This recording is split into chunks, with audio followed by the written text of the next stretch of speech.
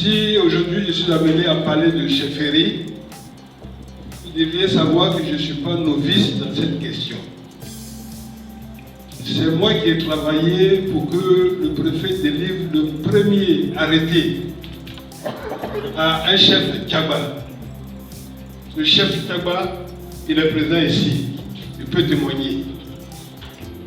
À cette époque, le Dubo disait que les Tchaba n'étaient pas mûrs pour le pouvoir, on peut dire ça comme ça, que c'était des enfants.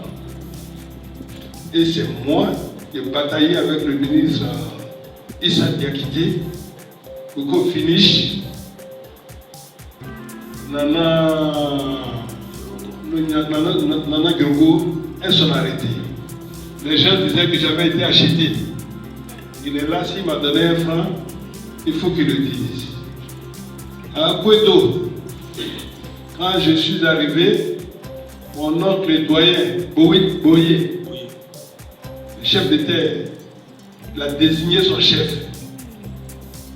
Il dit que quand lui désigne un chef, personne ne parle, c'est fini. Il lui a dit, tonton, c'est vrai. Compte tenu de ton âge, quand tu désignes, on ne doit pas parler. Mais moi, ce que je sais, dès l'instant où les Dubo ont un nom, ont présenté un chef, ce chef-là, c'est lui qui va avoir l'arrêté. Celui que tu nous présentes, ni aujourd'hui, ni demain, jamais il n'aura l'arrêté. Quelque temps après, quand le chef Dubo a eu son arrêté, Tchaba a eu son arrêté, le doyen, quand il m'a rencontré, il m'a félicité. Il m'a dit oui, un homme, c'est comme ça qu'il doit être. Chez moi, à Blocos, avec le chef Abouka Roger, les gens se battaient à coups de gourdin. J'ai mené une médiation de près de 3 mois, 3-4 mois. Et je dois vous dire que ce chef Abouka, c'était mon petit, c'était mon gars. Et quand il me parle, il pleure, il dit vraiment grand frère, je sais que si toi tu me soutiens, tout le village va me soutenir. Il dit je sais, mais je ne peux pas malheureusement. Parce que si je te soutiens aujourd'hui, je ne sais pas combien de temps ça va durer, demain ce même village là va me désavouer. L'arrêté dont tu te prévaux, fût-il en or ou en diamant, dès l'instant où les gens que tu vas diriger disent qu'ils ne veulent pas de toi, ils ne veulent plus de toi, l'arrêté ne pèse plus rien. Donc laisse le pouvoir. Et je l'ai expliqué au ministre Issa Diakité.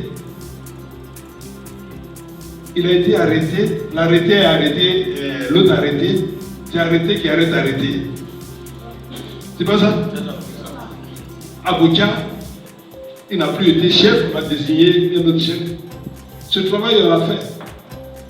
Et je termine en disant que à Niamey, Benjerville, n'oubliez pas qu'Alassane Ouattara était chez vous.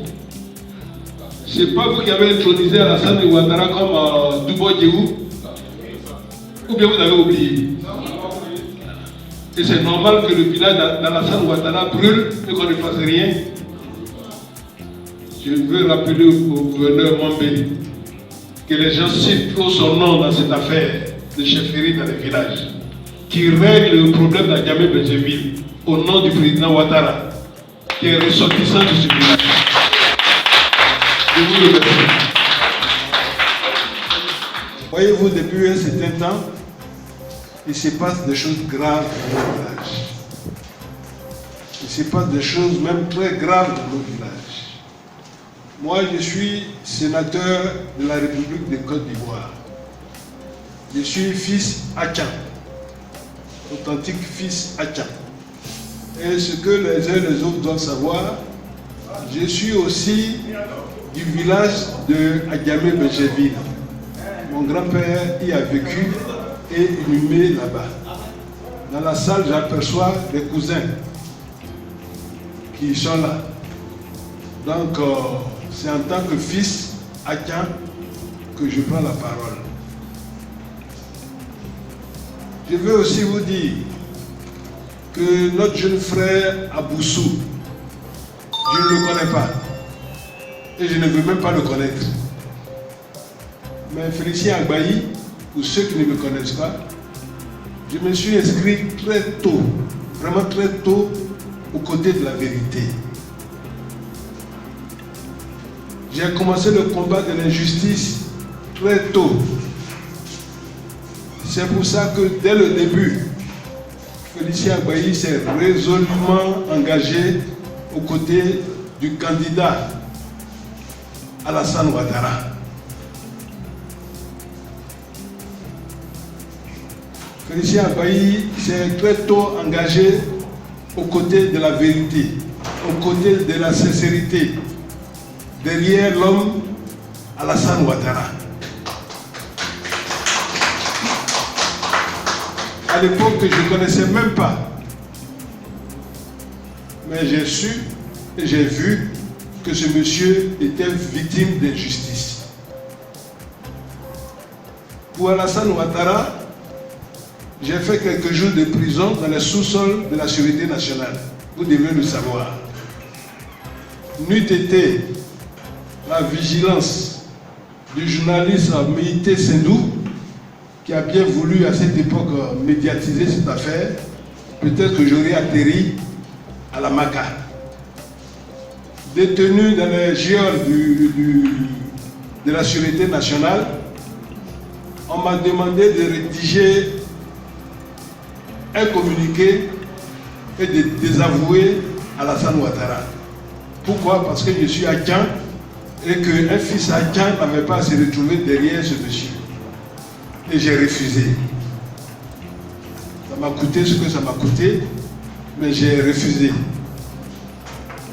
Je ne vous souhaite pas de faire même une journée dans le sous-sol de cet endroit. Je ne vous le souhaite pas. J'ai refusé. Nous avons suivi Alassane Ouattara à l'époque. Il fallait être un garçon. Quand je dis garçon, garçon au sens plein du terme. Pour dire que moi, je suis alassaniste. Aujourd'hui, les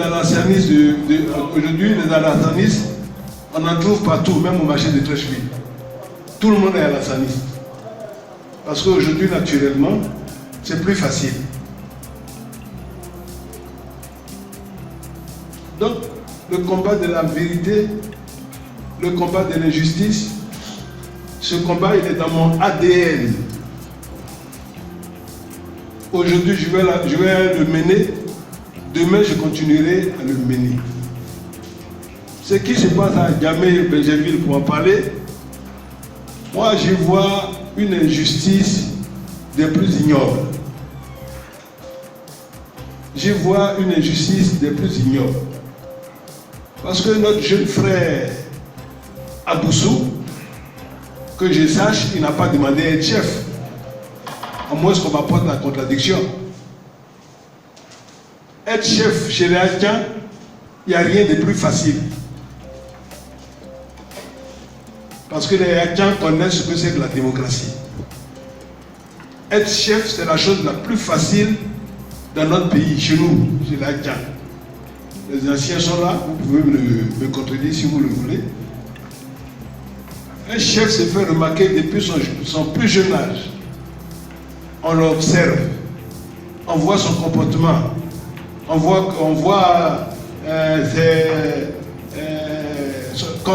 son comportement, on voit comment il évolue. Tout cela est étudié. C'est comme choisir un chef guerrier. On ne choisit pas un chef guerrier au hasard. Quand on choisit un chef guerrier, c'est que ce dernier remplit un certain nombre de conditions.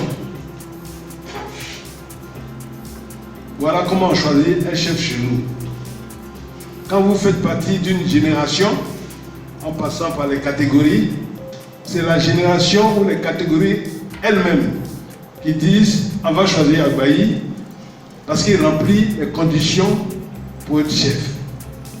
Et on soumet mon choix, ou s'il y a deux personnes, on soumet nos choix à la sagacité du collège des anciens et ils donnent leur décision. Ça a toujours été comme ça, depuis toujours.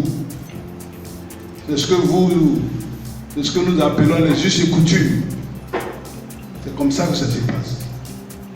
D'où vient qu'à Djamé-Béjéville, les choses ne se passent pas comme elles devraient se passer.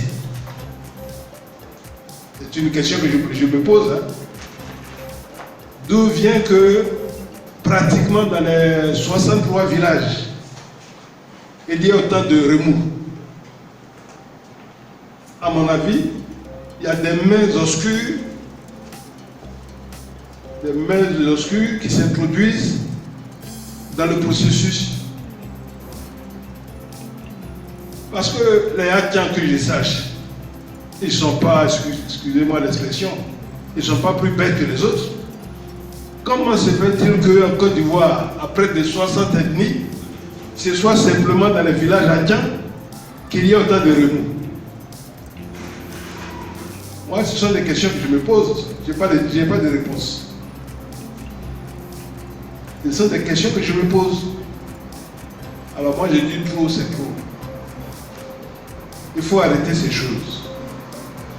Moi, aujourd'hui, je prends la parole parce que je pense avoir la légitimité pour parler.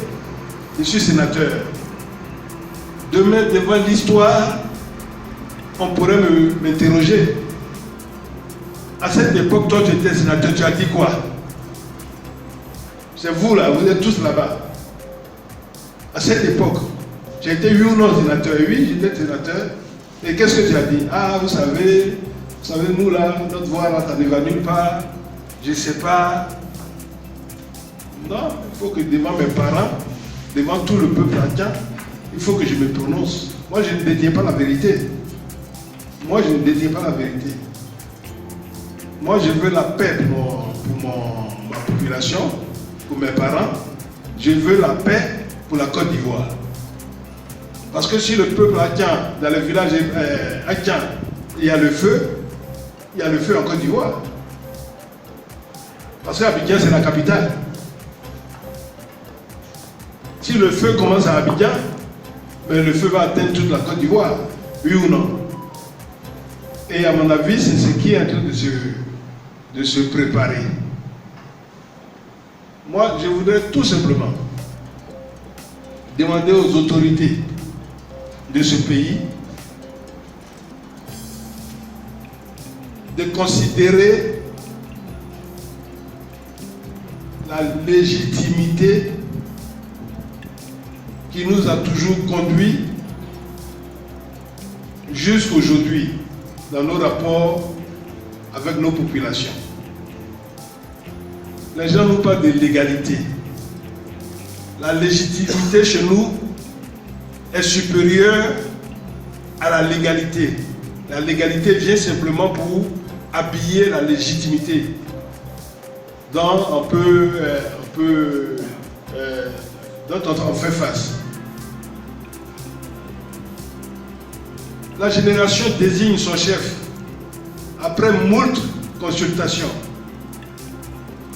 Quelqu'un se lève pour dire non, que ce chef ne peut pas être chef parce qu'il n'est pas assez beau, il n'est pas assez grand, il n'est pas assez riche, il n'est pas assez clair. C'est M. Jean-Paul, 5 ans qu'il travaille. 5 ans. On me dit 6 ans cette année sûrement qu'il travaille. En 5 ans, 6 ans, ce jeune, voici les immeubles qu'il a construits. En 5 ans, 6 ans, voilà les immeubles qu'il a construits. En 5 ans, 6 ans, voilà les immeubles de ce... Je vous le donne. Hein? Quelqu'un qui a travaillé... Le sous-préfet de Béjéville. En 5 ans d'activité, réussit à construire 2 immeubles flambant neufs. Mais comme disent l'organisme de crédit qui lui a octroyé le prêt pour construire ces immeubles. Les gens sont en train de piller les villages et la communauté Hatian et ils ne veulent pas qu'on parle. Trop, c'est trop. Les grands cadres de ce pays, les hauts fonctionnaires qui ont travaillé toute leur vie Vous en connaissez beaucoup qui ont construit qui sont propriétaires d'immeubles. Vous en connaissez? Ce jeune, quand on a commencé à s'intéresser à ces immeubles, rapidement il a vendu un. Il a très rapidement vendu un. Ah, les faits sont têtus. Hein. Je me demande si son ministre le sait. Si son ministre ne le sait pas, c'est l'occasion de le savoir. Et moi, j'ai dit que c'est un scandale. On ne peut pas faire ça à Alassane Ouattara. Tous ceux-là disent travailler pour Ouattara. Tous ces messieurs disent travailler pour Ouattara.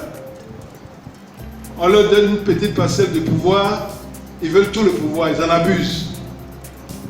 Comment en 5 ans d'activité, quelqu'un peut se construire des immeubles? Comment on peut interdire à un chef du village de rendre compte à son peuple?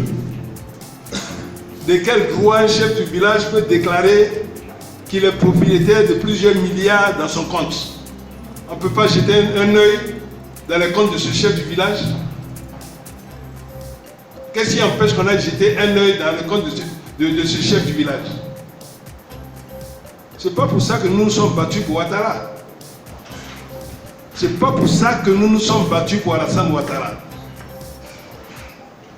Nous nous sommes battus pour Alassane Ouattara parce que nous sommes convaincus qu'il peut instaurer la justice, la liberté pour tout le monde et l'honnêteté.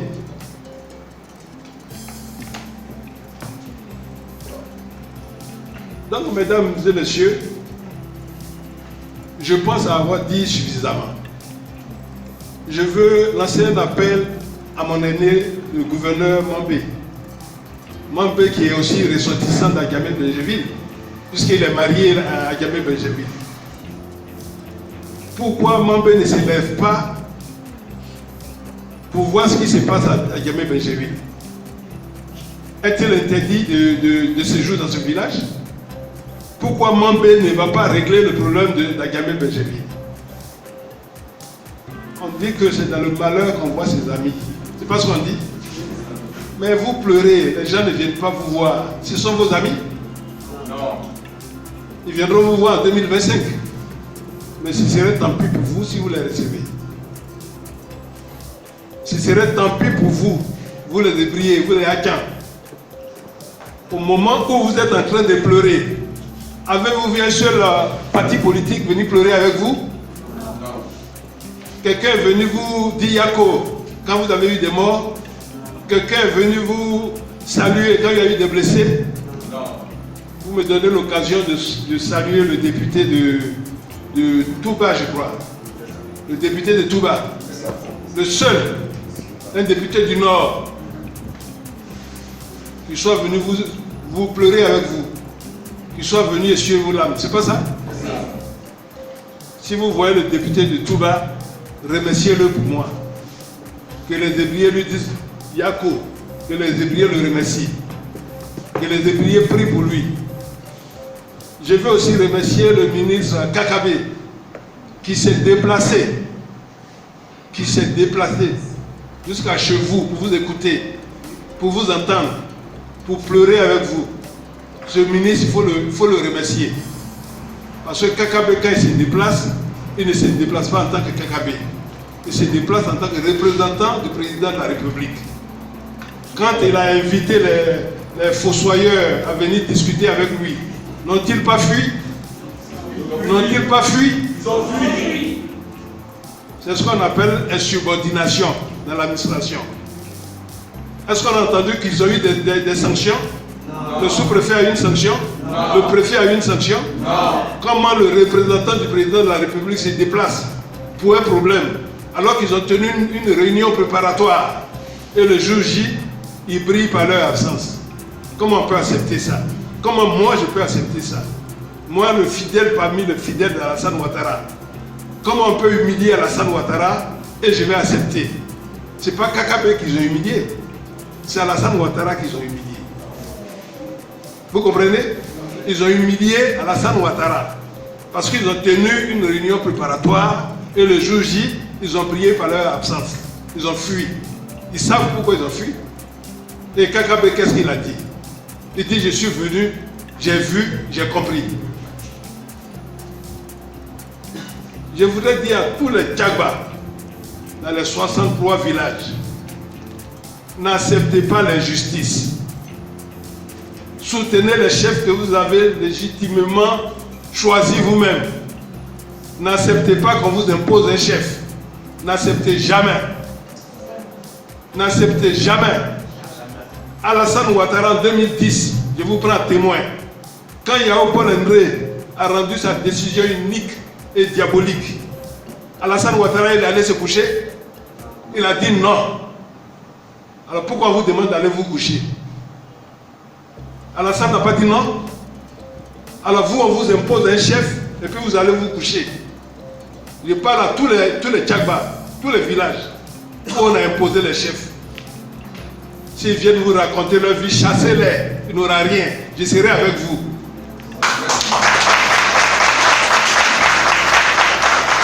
Tant que ce problème de chefferie ne serait pas réglé, ne dormez pas. Que les chefs que vous avez légitimement choisis soient vos chefs. N'acceptez jamais qu'on vous impose un chef. N'acceptez jamais qu'on vous impose un chef. Moi là, je ne peux pas être chef à Korogo. Est-ce que moi je vais être chef à Grand Laou? Alors, moi je n'ai pas fait acte de candidature. Pardonnez, dites-moi votre nom. Comment vous vous appelez? Guy Blaise. Est-ce que vous avez demandé un chef à Djamé Béjébi? Mais pourquoi on va vous nommer chef à Djamé Béjébi? Est-ce que vous êtes membre d'une génération? Mais c'est quoi? Et nous, on est censé accepter. Moi, je vous dis que moi, je n'accepte pas. Vous, si vous acceptez, ça, c'est votre affaire. Moi, je n'accepte pas. Dites que c'est Agbaï qui nous a demandé de ne pas accepter. Voilà pourquoi il nous dit de ne pas accepter. Que nous avons nos us et coutumes, nous avons choisi Aboussou. Tant qu'Aboussou n'est pas chef chez nous, il aura toujours des troubles. Il n'aura jamais de paix là-bas, à Djamé Béjébi. Il faut le leur dire. Dites que si Aboussou n'est pas chef, il n'aura pas de chef. La preuve qu'il n'a pas de chef, le chef qu'ils ont désigné, est-ce qu'il réside au village? La preuve, s'il y avait un message gouvernemental à passer, comment fera-t-il pour passer ce message? Il faut que les gens arrêtent. Voilà, chef. Je pense avoir suffisamment parlé. Moi, je prends l'histoire à témoin. J'ai dit ce que je pense. J'ai dit au Tchagba de ne pas accepter l'injustice. C'est ce que je veux qu'on retienne de mon message. Que les Tchagban n'acceptent jamais l'injustice. Que tous les Tchagba de 63 villages ébriés se rangent derrière la vérité. Dis à tous les villages ébriés qu'Alassane Ouattara n'est pas contre les ébriés. Bien au contraire. Il nous a choisis, il nous a nommés pour que nous soyons à vos côtés. Il n'a pas dit il ne nous a pas demandé d'être complices des gens pour venir vous spolier. Or, malheureusement, c'est ce qui se passe. Et vous ne voulez pas le dire. Les gens font des business sur votre dos.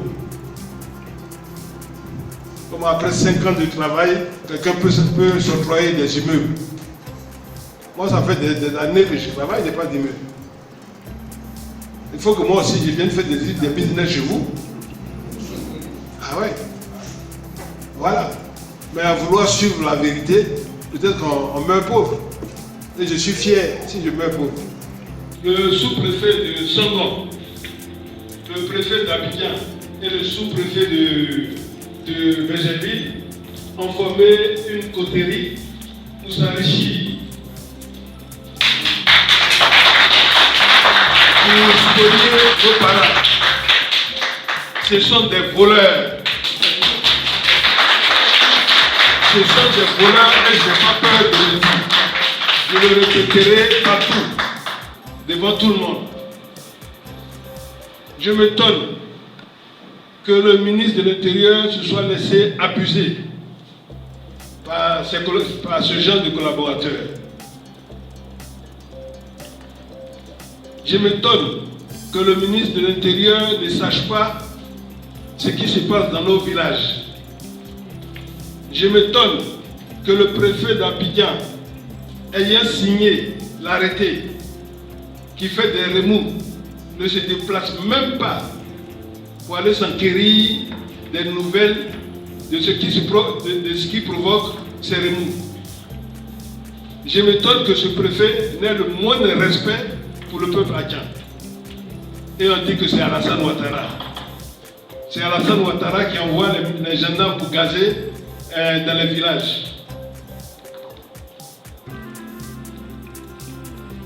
C'est Alassane Ouattara qui demande aux gendarmes de conserver les clés des cimetières des villages hadjans. C'est Alassane Ouattara qui demande à la gendarmerie de surveiller personnellement des chefs, comment on peut les qualifier, des intrus. Des intrus parce que ce sont des intrus qui ne sont pas reconnus par leur peuple. Et la gendarmerie, sous prétexte de maintenir l'ordre, est aux côtés, aux trousses de ces imposteurs. Comme je le dis, personne n'est dupe, c'est une affaire de gros sous. C'est tout.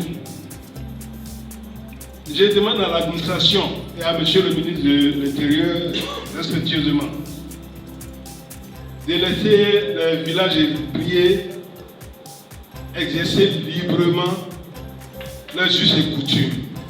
Et il n'y aura plus de remous. Je veux demander respectueusement à monsieur le procureur de la République de libérer très rapidement notre jeune frère injustement incarcéré avec ce parti-là. Parce que ce jeune n'a jamais demandé à être chef. Il a été sollicité. C'est sa génération tout entière qui lui a demandé de venir présider aux destinées de son village. Donc ce n'est pas lui qu'il faut mettre en prison, c'est tout le village qu'il faut mettre en prison. C'est tout le village qu'il faut mettre en prison. Et moi, sénateur de la République, je serai aux côtés de mes parents pour mener ce combat. Je dis à monsieur le procureur, j'ai dit à monsieur le procureur qu'il a sûrement été induit en erreur, qu'il fasse preuve d'humanisme, qu'il libère le peuple hadjan en libérant ce jeune homme.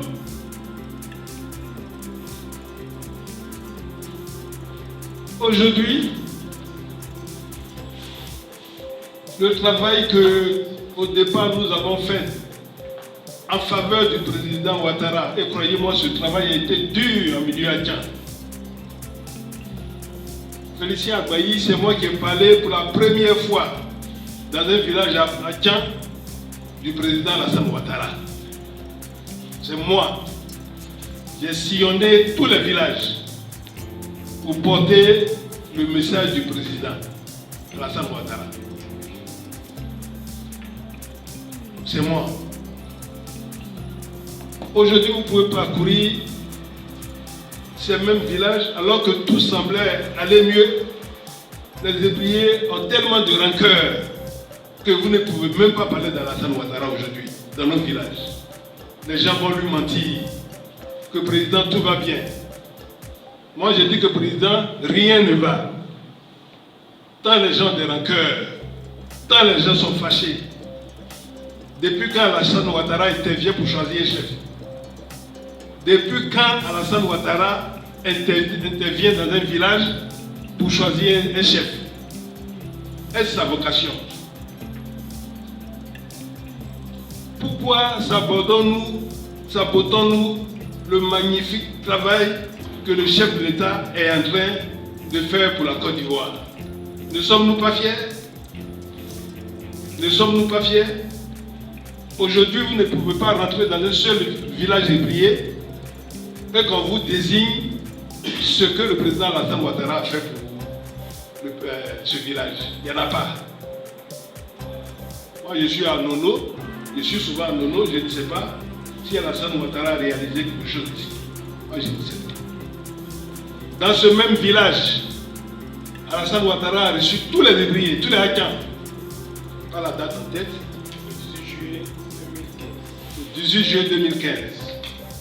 Et en Côte d'Ivoire, tout le monde sait, on dit qu'un dos dit, à dos fait. Dans ce pays, tout le monde le sait. On dit qu'un dos dit, à dos fait. Et ce jour-là, j'étais témoin. Ado a dit, je dégage les moyens pour désenclaver tous les villages hackers. Moi, je m'étonne qu'Ado ait parlé et qu'il n'y ait rien à la suite. Moi, je ne sais pas, peut-être qu'il y en a, je ne sais pas. De tous les chefs d'État qui se sont succédés dans ce pays, lequel a le plus fait pour les hackers? De tous les chefs d'État qui se sont succédés, qui a nommé autant de ministres agents, qui a nommé autant de DG agents, qui a nommé autant de PCA agents, qui a nommé de sénateurs agents, c'est Alassane Ouattara. Ce gars-là ne mérite pas qu'on le soutienne? Répondez. Un monsieur qui a autant fait, on ne peut pas le soutenir? Mais alors, pourquoi on ne le soutient pas? Moi, je veux comprendre. Moi, je veux comprendre. Vous qui venez du village, vous pouvez me dire ce qu'Alassane Ouattara a réalisé dans votre village? Alors, pourtant, Alassane dit qu'il a dégagé les moyens. Si tant est qu'Alassane a dégagé les moyens, si tant est qu'Alassane a fait du bien aux ébriers, pourquoi les ébriers ne se réunissent pas pour aller lui dire merci? Il y a des régions où on dit merci à Alassane pour moins que ça. Moi, je suis en Côte d'Ivoire comme vous. Il y a des régions où on va dire merci à Alassane Ouattara pour moins que ça. Si je raconte des histoires, il faut m'arrêter. Il ne faut pas que je continue avec des bêtises. Moi, je m'étonne. On doit faire un break, faire un bilan pour dire voilà le président Ouattara, voilà ce qu'il a fait pour nous. Soyez un peu reconnaissants. Levez-vous, allons lui dire merci. On ne peut pas faire ça. Alors vous voulez que les gens aiment Alassane Ouattara, quand vous devez dire tous les matins, c'est Alassane Ouattara qui envoie la gendarmerie pour les gazer. Je voudrais demander à mon aîné, le gouverneur Mombé, de s'impliquer véritablement dans ce dossier qui perturbe nos parents. Je voudrais lui dire que son silence est troublant. Je voudrais lui dire que les Hackans ont besoin de son entre-gens en tant que leader d'Hackans. Je voudrais lui dire de réunir les cadres, tous les cadres Hackans, afin de libérer nos villages. Je vous remercie. Sénateur, pourquoi est-ce que vous pensez que le gouverneur est au centre de cette solution? Je dis que le gouverneur est au centre de cette solution parce que tout le monde parle du gouverneur. Moi, j'ai sillonné, je continue à sillonner le village. Vrai ou faux, le nom du gouverneur ressort chaque fois. Et je constate, à mon grand regret, que le gouverneur ne réagit pas, le gouverneur ne se prononce pas. On prend un professeur d'université, on le jette en prison comme un va-nu-pied et personne ne dit mot. Nous ne voyons aucun cadre. Nous voyons des gens qui pleurent, personne n'entend. Nous voyons des gens qui souffrent, personne ne voit. Donc nous tournons naturellement notre regard vers cet aîné, qui est le gouverneur Mombé, afin qu'il nous sorte du pétrin.